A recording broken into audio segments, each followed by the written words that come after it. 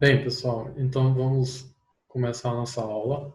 Eu sou o professor Abner, né, e essa é a nossa terceira aula sobre vetores, né? Uma revisão sobre vetores, voltada para os cursos de graduação, né, de física, matemática, engenharias. Esse, como eu disse nos dois vídeos anteriores, é uma revisão de vetores mais simples, né? Não vamos aprofundar tanto assim, propomos para estudar os vetores. Bem, dois últimos vídeos, nós começamos definindo vetores, então trabalhamos com as operações simples, mais simples de vetores, né? Operação de soma, subtração. Fizemos também o produto escalar entre vetores, né? Que resulta em um escalar. Bem, na nossa primeira aula de revisão, eu comentei que as rotações, a gente precisava tomar um certo cuidado, né? Que nós estamos acostumados a tratar rotações, e muitas vezes a gente precisa usar os vetores para escrever nossas rotações, só que a gente precisa tomar um cuidado que as rotações elas só obedecem às propriedades, né, precisam ser obedecidas para a gente classificar como um vetor ou não, um objeto que a gente esteja trabalhando, é a propriedade de comutatividade, em que a soma de um vetor A mais um vetor B, ela tem que ser comutativa, ou seja, ela tem que ser igual se eu somar B com A. A mais B tem que ser igual a B mais A, né? E aí eu mostrei que em rotações finitas, essa propriedade de comutatividade, ela não é obedecida, no caso de rotações infinitas. Mas eu disse que em rotações infinitesimais, essa propriedade em específico ela é obedecida. Então, nosso objetivo aqui hoje é definir um vetor através de uma rotação infinitesimal e, a partir disso, mostrar que ela obedece à propriedade de comutatividade. Tá? Então, para isso, nós vamos definir o que é uma rotação infinitesimal primeiro. Para isso, nós vamos definir um vetor que nós vamos chamar de vetor delta θ. Esse vetor delta θ vai ser um vetor causador de uma rotação infinitesimal, tá? E nós vamos escolher o nosso vetor delta θ aqui, estando em cima de um eixo, né? Esse eixo ele está centrado no ponto O, né? A origem, e esse delta θ é o nosso vetor que ele está em cima de um eixo. Esse eixo que nós vamos escolher aqui é o eixo OZ. Agora estamos trabalhando com um espaço tridimensional, formado pelos eixos OZ, OX e OY, ok? E aí estamos escolhendo apenas colocar o nosso vetor delta θ em cima, né, do eixo OZ. Ele causa uma rotação de um ângulo de mesmo valor, delta θ. Tá? Então é como se a gente pegasse aqui de cima esse vetor, nesse eixo. Imagina você pegando aqui de cima e causando uma rotação. Tá? Bem simples assim. De quanto que você vai causar a rotação? Desse ângulo delta θ. Essa rotação que você vai causar, vamos imaginar aqui que ela vai causar um deslocamento a partir de um ponto, que é esse, vamos definir aqui como sendo o ponto P. Tudo bem? Esse ponto ele está a uma distância do centro O, né, da origem. Então vamos definir essa distância como sendo o vetor R, tá? Nosso vetor R aqui. Então nós temos dois vetores agora. O delta θ, que é o causador dessa rotação, e o nosso vetor R, que representa a distância desse centro, né, esse centro O, até um ponto P. Essa rotação delta-θ vai levar esse ponto P para um segundo ponto, que a gente vai chamar de ponto P'. Então, uma coisa aqui que a gente já precisa definir. Essa rotação nossa, ela tem o sentido, esse sentido aqui. Qual é o sentido? Anti-horário. Então, com isso, a gente define o seguinte, que o nosso vetor delta-θ, causador dessa rotação, ele é positivo se ele causa uma rotação no sentido anti-horário. Então, isso é nada mais do que uma convenção. Poderia ser o contrário.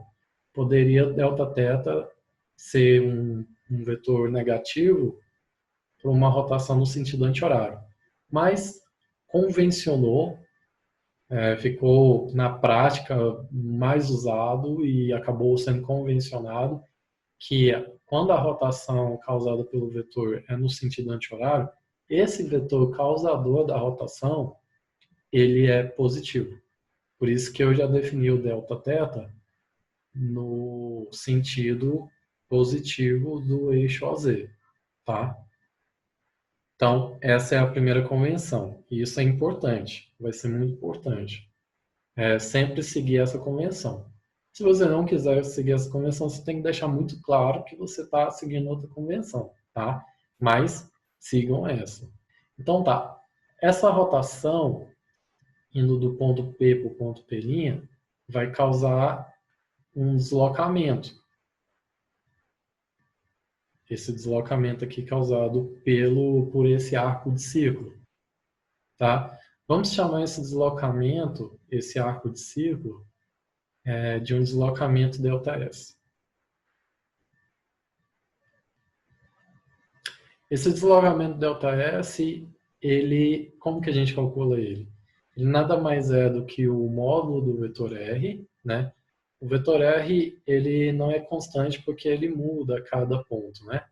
Ele muda a direção e sentido dele. Mas ele, em módulo, ele é constante, tá? Na nossa definição aqui. Então, é o módulo do vetor R vezes o arco, né? O ângulo aqui, o arco de ângulo Δθ. Esse é o nosso deslocamento ΔS. Tudo bem. Agora, a questão é o seguinte. Nós estamos querendo definir aqui, então, a rotação infinitesimal, né? Vamos, então, definir também um vetor ΔS, infinitesimal ΔS, ou seja, um vetor bem pequenininho, que é tangente ao ponto P.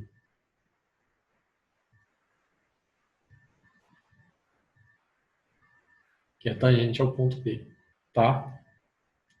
Esse vetor ΔS, ele, em geral, ele não é igual ao deslocamento causado por essa rotação Δθ, né? Porque o deslocamento, ele é curvo, né? O arco de círculo, ele tem uma certa curvatura, certo? Então, em geral, a gente pode pensar, se vocês forem perguntar, o vetor ΔS é igual ao deslocamento ΔS que a gente definiu aqui? Depende. E agora a gente vai para essa outra figura aqui para ver melhor.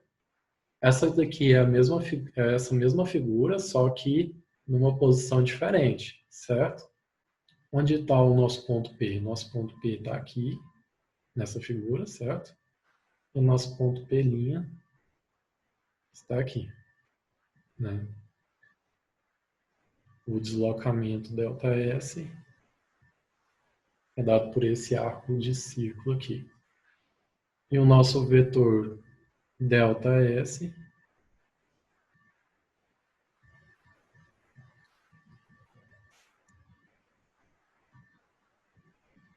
está aqui. Nosso vetor deslocamento infinitesimal ΔS.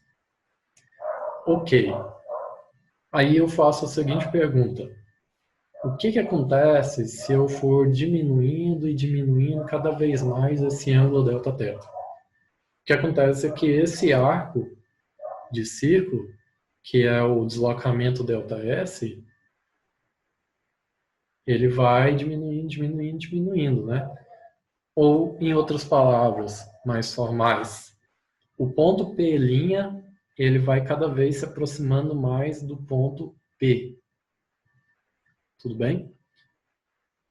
Quando esse ângulo Δθ ele é suficientemente pequeno, esse arco de círculo ele se confunde com o nosso vetor deslocamento ΔS. Quando esse arco de círculo é bem pequeno, a gente tem o arco de círculo e o vetor ΔS iguais. Então, nesse ponto, nós podemos dizer que o nosso arco de círculo, quando o nosso ângulo é bem pequenininho de rotação, nós podemos dizer que o nosso arco de círculo ele pode ser representado pelo nosso vetor ΔS. Tá?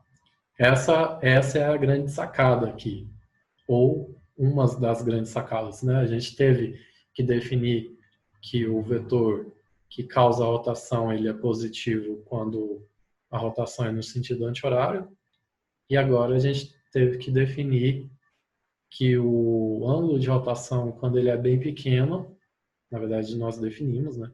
Que o ângulo de rotação, quando ele é bem pequeno, ele vai se confundir com o deslocamento infinitesimal ΔS, esse deslocamento infinitesimal que é tangente ao ponto P, certo?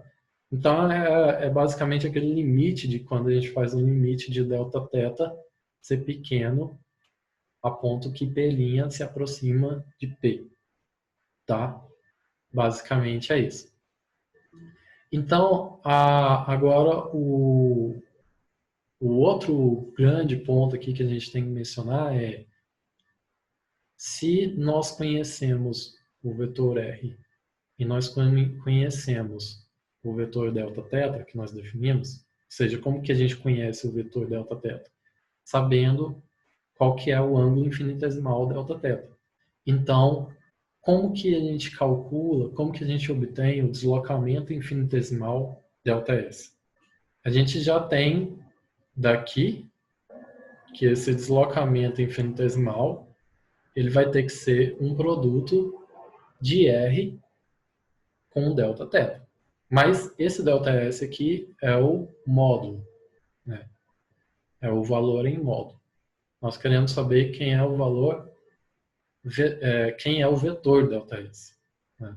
Então, para saber quem é o vetor ΔS, nós vamos precisar definir um novo tipo de produto. Definir um novo tipo de produto, que é o produto vetorial. Tá? É o produto entre dois vetores que vai gerar um outro vetor. Tá? Então, pela nossa convenção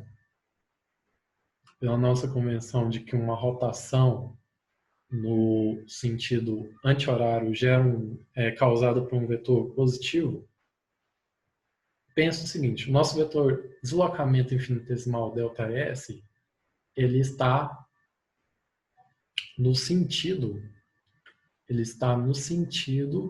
positivo de OY, certo? Então eu poderia nada mais do que escrever ele aqui, ó.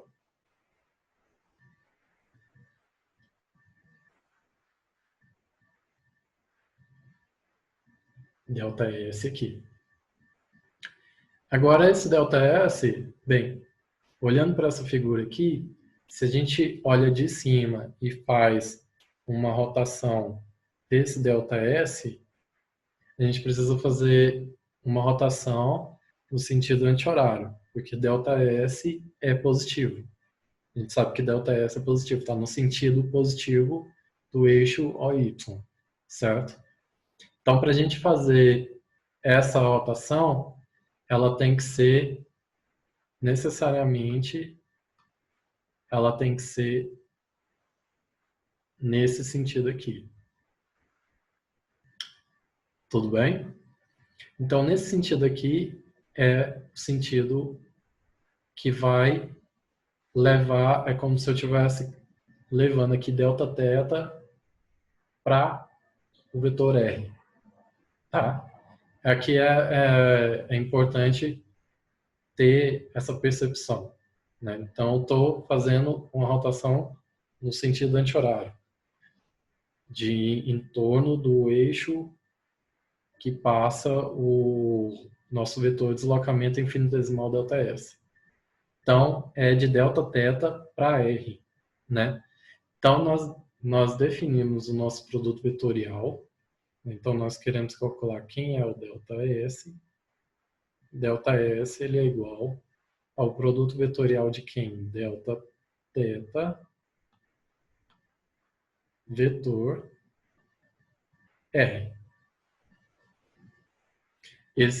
Assim que nós obtemos nosso vetor delta S, vetor infinitesimal, né? Um deslocamento infinitesimal.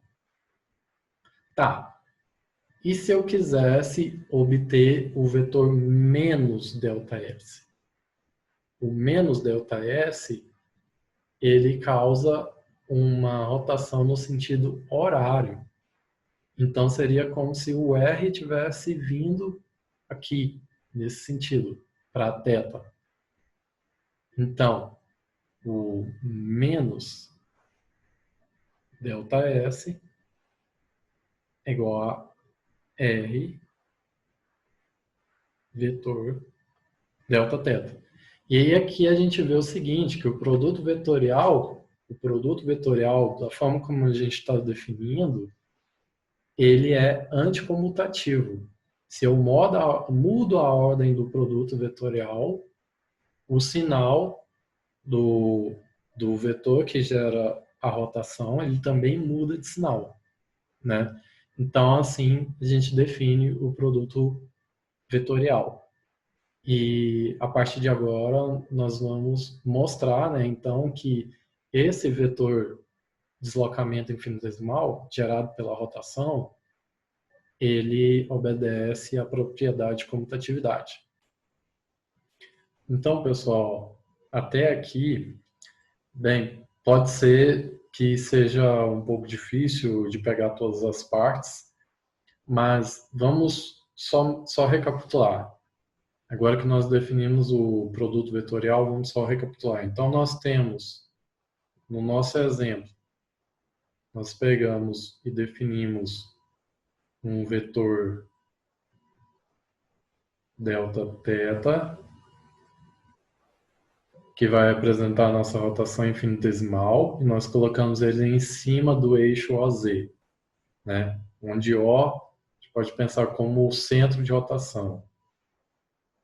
E nós fizemos essa rotação a partir de um ponto P em cima do eixo OX. E do centro de rotação até o ponto P, nós temos o vetor R. Esse vetor R, ele pode ser finito, né? Não tem problema. O que é infinitesimal aqui para a gente é o ângulo de rotação que é definido pelo vetor Δθ. Bem, nós tivemos a rotação do ângulo Δθ gerou um deslocamento infinitesimal,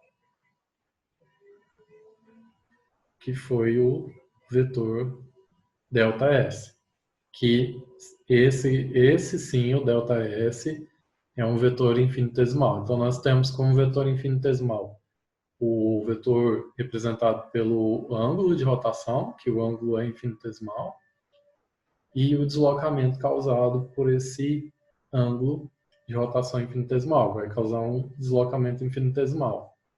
Bem, a gente pode colocar esse vetor ΔS sobre o nosso eixo OY, porque o ΔS ele está na direção OY e no sentido positivo de Y. Então, se a gente coloca aqui o nosso vetor ΔS, Aí eu vou apagar isso daqui. Tá aí, o que a gente tem basicamente é isso.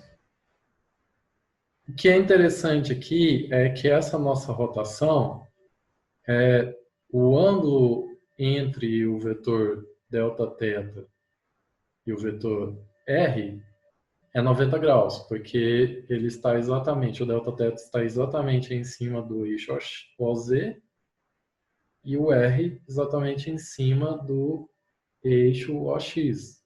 E os eixos, eles têm 90 graus entre si. Logo, pelo fato do vetor infinitesimal de deslocamento ΔS estar sobre o eixo OY, ele também, o Δθ também faz um ângulo de 90 graus aqui. E claro, nós também temos o ângulo de 90 graus entre R e ΔS. Então, todos eles são perpendiculares entre si, né? Então, Δθ R e ΔS são perpendiculares. Bem, e nós acabamos de calcular que o vetor ΔS ele é definido como a rotação, né, no sentido anti-horário, que esse sentido anti-horário em torno do eixo OY. Então, que vai de Δθ para R. Então, ΔS vetor, Δθ vetor R. E o módulo de ΔS, como eles são perpendiculares entre si, o módulo de ΔS a gente calculou também agora, que era o arco de círculo formado pelo ângulo infinitesimal Δθ, né? Então, nada mais vai ser do que, nesse caso em que eles são, os vetores são todos perpendiculares entre si, vai ser igual ao módulo de R vezes o módulo Δθ. E como é um escalar, né? Isso aqui é um escalar, um módulo apenas, não importa a ordem de multiplicação aqui dos módulos. Ok? Então, agora, em seguida, nós vamos ver como que fica o caso quando θ não e o vetor r, entre o ângulo entre eles, não é necessariamente 90 graus. Bem, agora eu exagerei um pouco aqui o tamanho do nosso vetor Δθ, porque essa parte aqui ela é um pouco delicada. Então vamos com calma aqui. Então agora eu quero pegar um vetor R que esteja fora do eixo OX. Então vou pegar um vetor R aqui em qualquer lugar. Vamos pegar um vetor R aqui, por exemplo. Tá? Então, o vetor R é o quê? Vamos lembrar, o vetor R ele é a distância até um ponto, né, um ponto P, que a gente definiu como um ponto P. Esse ponto é da onde vai ocorrer a rotação. Vai levar de um ponto P para um outro ponto, que a gente chamou de P', ok? Então, agora o ângulo entre os vetores Δθ e R é diferente de 90 graus. É um ângulo qualquer aqui que eu vou chamar de φ, tá? Essa distância aqui vai ser importante para a gente. a distância do fim aqui do vetor delta-θ até o ponto P. Vou chamar essa distância de ρ, tá? E aí eu já vou até mostrar aqui que aqui, ó, nós vamos ter então um ângulo de 90 graus entre ρ e o vetor e θ, certo? E esse ρ é o cateto oposto desse triângulo retângulo. Tá. Então o que a gente quer fazer é uma rotação delta-θ, infinitesimal. Então é a rotação em torno do eixo OZ, do eixo de rotação, que é o eixo OZ aqui nosso, né? Onde o delta-θ está em cima. O delta-θ está em cima do eixo OZ. Então, faça aí em casa um exemplo assim para você ver no espaço tridimensional como que fica o deslocamento ΔS. Aqui que está a questão. Quando a gente faz essa rotação, o ΔS ele vai estar sempre apontando aqui para fora da página, ou para fora do nosso quadro virtual aqui. Ó. Né? Faça isso em casa, você vai ver que quando você faz essa rotação com uma configuração como essa que a gente mostrou aqui, com R fazendo um ângulo qualquer com o Δθ, o ΔS, nosso deslocamento infinitesimal, ele sempre está apontando para fora da página, para fora do quadro. Como que a gente representa isso? Porque aqui na figura é difícil da gente desenhar, né? Está para fora, então a gente representa quando isso acontece dessa forma aqui, ó. Um ponto e um círculo em volta. Quer dizer que o quê? Que o vetor ele está apontando aqui para fora. Como se a gente estivesse olhando de cima, né? A gente está olhando de cima o vetor, então a gente vê ele só a pontinha dele, né? Quando o vetor ele está apontando para dentro do quadro, a gente representa dessa forma aqui, ó. Uma bolinha e um X. Aí a gente quer dizer que ele está para dentro do quadro, tá? Mas aqui no caso está para fora. Então, só para questão aqui de como descrever isso graficamente, quando isso acontece. Beleza. Se convença disso, de que esse nosso vetor ΔS, agora ele está apontando para fora do quadro, tá? Para fora aqui do nosso quadro virtual. Mas então tá, como que a gente calcula esse deslocamento ΔS? Bem, esse deslocamento ΔS agora, ele vai ser igual o módulo, tá? O módulo desse deslocamento ΔS. O módulo dele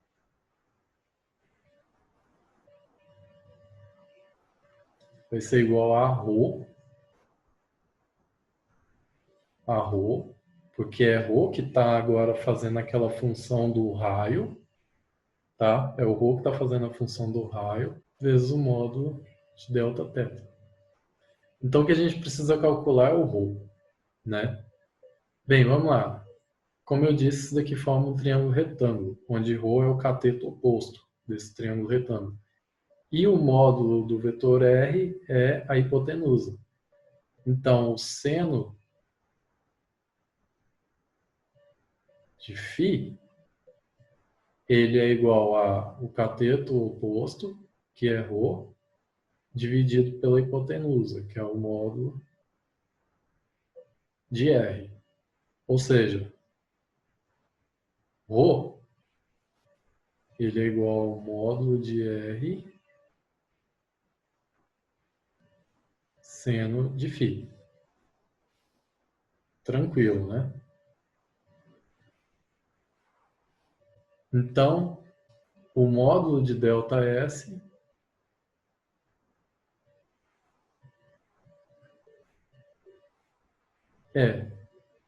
substituindo o ρ aqui, nós temos módulo de R,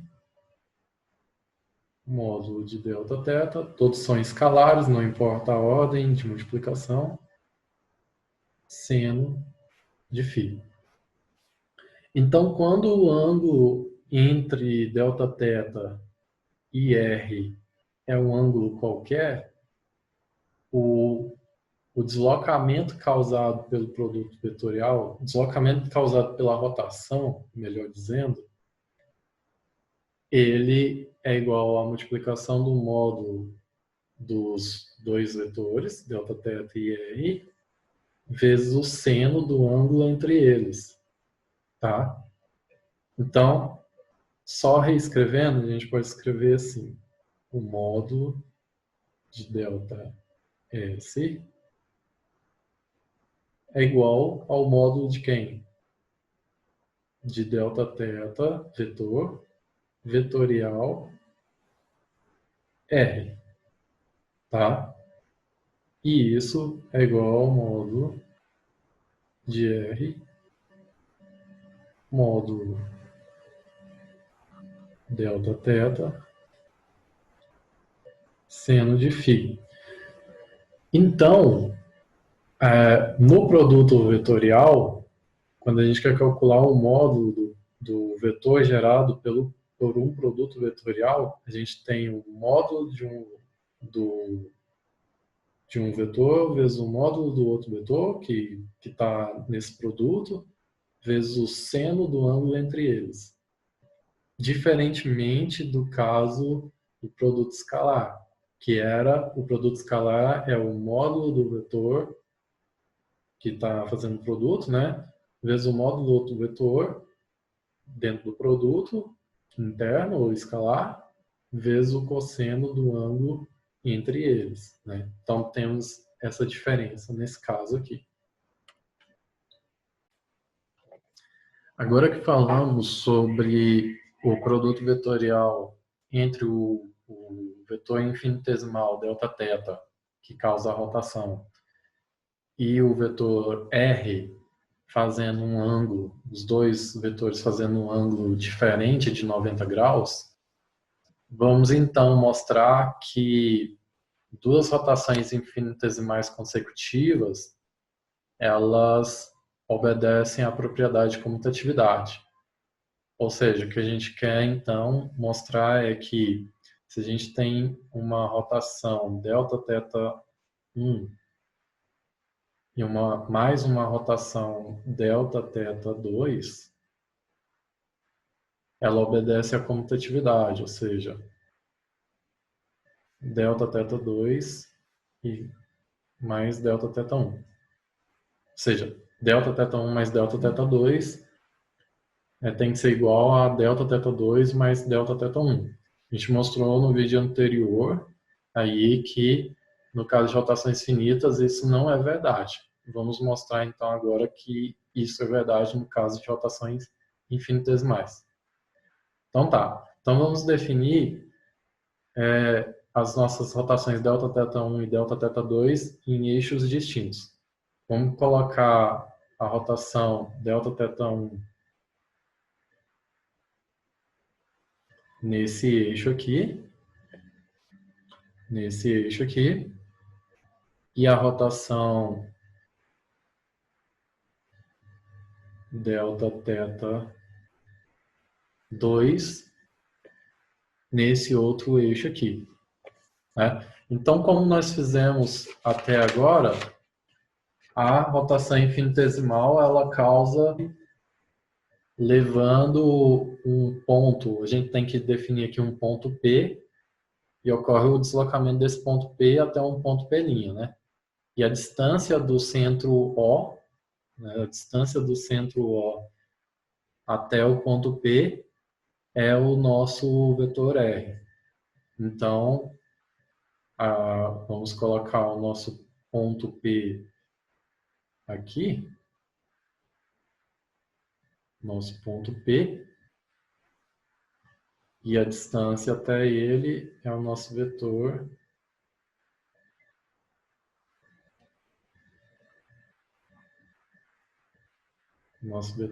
R, né? ou seja, a distância OP é o nosso vetor R. Ok. Então, o nosso delta θ1 e o nosso delta θ2 são ambos têm sentido positivo. Então, eles têm que fazer uma rotação no sentido anti-horário. Ok? No sentido anti-horário. Se a gente faz uma rotação no sentido anti-horário em torno do eixo do delta θ1, nós vamos causar um deslocamento nesse sentido aqui, no sentido do delta θ2, né? Então vamos lá.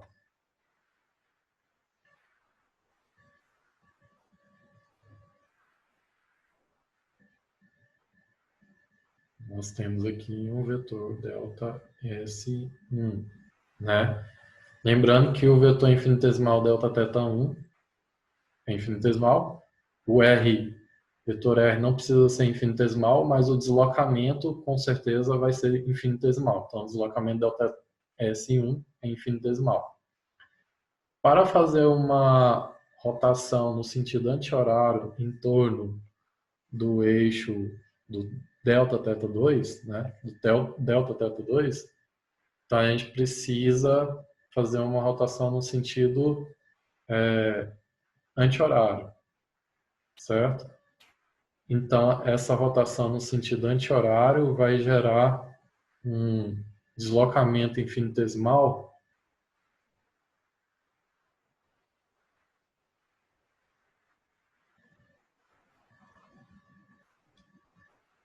nessa direção aqui, ok?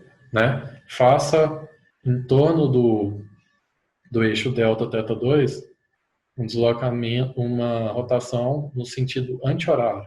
Sentido anti-horário, né? Nós temos então o delta S2, nesse caso ele vai estar apontando aqui para baixo, no sentido contrário do eixo de delta θ1, nesse caso aqui. Quem é a soma? Quem é a soma de delta S1 mais delta S2? Vamos chamar essa soma de deslocamento total, do nosso deslocamento total, que é o deslocamento delta S, tá? Então, fazendo essa soma aqui, em uma das aulas a gente mostrou como é que faz soma aí de vetores, né, geometricamente. Vai ser aqui a diagonal, né? Então, aqui nós temos o delta S, tá? Aqui é o nosso deslocamento final dessas duas rotações infinitesimais, tá? Então, vamos calcular quem que é o nosso delta S1. Nosso delta S1 é o delta θ1 vetorial R, ok? E o nosso delta S2 é o delta θ2 vetorial R, tá? Então, o que nós precisamos fazer agora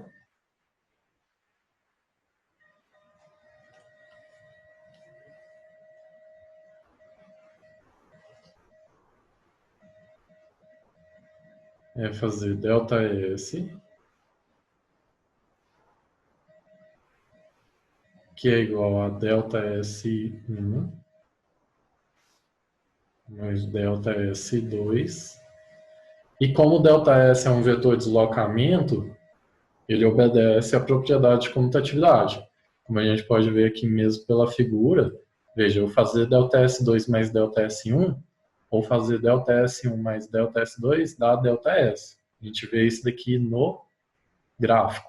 Graficamente está provado aqui, né? Então, delta S é igual a delta S1 mais delta S2, que é igual a delta S2 mais delta S1. Então, a propriedade de comutatividade para o deslocamento infinitesimal está provado já. A gente vê graficamente lá que está provado, né? Pelos deslocamentos infinitesimais dos vetores. Agora, vamos mostrar que as rotações consecutivas delta θ 1, delta θ 2, elas também obedecem a essa propriedade de comutatividade. Então, o que a gente tem que fazer aqui é delta S1 é delta θ 1 vetorial R, mais o delta S2, que é delta θ 2 vetorial R. E isso é igual a delta θ 2, né, vetorial R, mais delta θ 1 vetorial R, né? Então, aqui nós temos delta S1, aqui nós temos o delta S2, e aqui é a mesma coisa, né? Então, nós podemos, como colocar o vetorial R, que é comum em ambos, em evidência.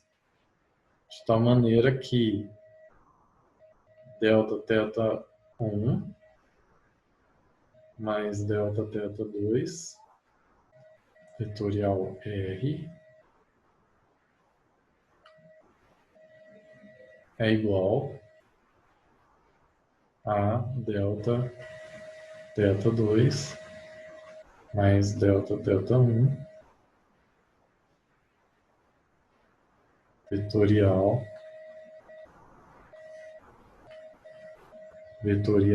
R, tá?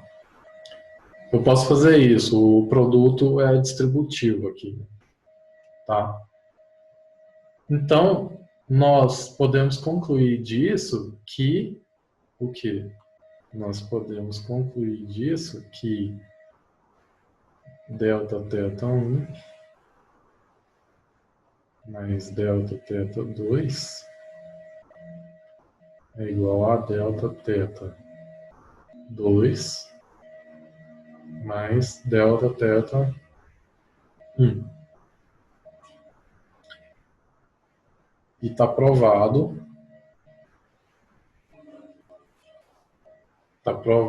que quando são rotações infinitesimais, essas rotações elas obedecem a propriedade de comutatividade. Então, elas podem ser descritas por vetores, né? Podem ser descritas por vetores. Então, essa foi a aula. A gente discutia as rotações infinitesimais, né? Da qual a gente nós precisamos, para isso, definir um novo tipo de produto entre vetores, que é o produto vetorial, né? Nós definimos esse produto vetorial e trabalhamos com ele para, no fim, mostrar que as rotações finitas elas obedecem à propriedade de comutatividade e então elas podem ser descritas como vetores. A gente já tinha dito anteriormente em outro vídeo que rotações elas possuem, né, direção, magnitude e sentido, né? Mas que dependendo da rotação ela não obedecia essa propriedade de comutatividade, no caso das rotações finitas. Mas está aqui provado, as rotações infinitesimais obedecem, né? E no próximo vídeo eu vou mostrar a digressão sobre o produto vetorial, né? Então, agora que a gente tem essa nova forma de fazer um produto entre vetores, produto que gera um outro vetor, é importante que a gente discuta um pouco mais sobre ele, o que significados, propriedades desse produto vetorial. Então, próxima aula é digressão sobre produto vetorial, tá? Deixem comentários, a aula pode não ter sido tão simples de entender, espero que vocês consigam acompanhar, vão passando parte a parte do vídeo com cuidado e deixem comentários nas perguntas para que nós possamos tirar aí o máximo das dúvidas. Então é isso, um abraço.